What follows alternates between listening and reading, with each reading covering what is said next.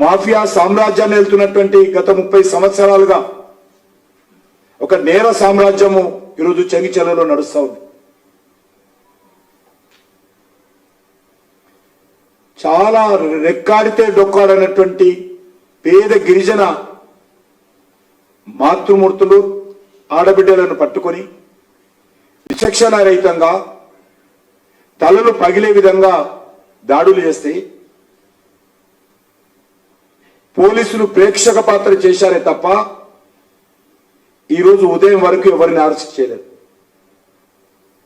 గత రాత్రి నేను స్వయంగా వెళ్ళి వాళ్ళందరినీ చూసి వచ్చాను. మరి ఈరోజు హోమ్ మినిస్ట్రీ ముఖ్యమంత్రి దగ్గర ఉన్నది. ఇందిరమ్మ రాజ్యం అంటా ఉన్నాం. మొన్ననే అంతర్జాతీయ మహిళా దినోత్సవం జరుపుకున్నాం. మహాలక్ష్మి అంటున్నావు. మరి నీవు హోంమంత్రిగా ఉన్నటువంటి నీ శాఖ ఆధ్వర్యంలోనే ఇదే హైదరాబాద్ నగరంలో పేద మహిళల పైన, గిరిజన ఆడబిడ్డల పైన ఈ రకంగా దాడులు జరుగుతూ ఉంటే ముఖ్యమంత్రి గారు ఏం చేస్తున్నారో అడుగుతా ఉన్నాం.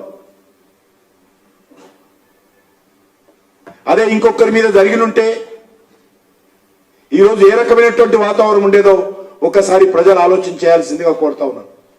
పనికిరానోళ్ళు మాట్లాడితే జవాబు చెప్పాల్సిన అవసరం లేదు.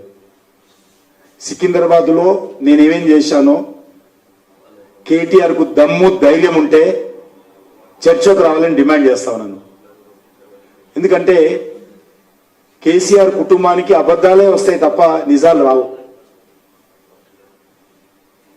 మేము కేసీఆర్నే ఓడించాము ఒక దగ్గర, కామారెడ్డిలో, అది గుర్తుపెట్టుకోలేదు.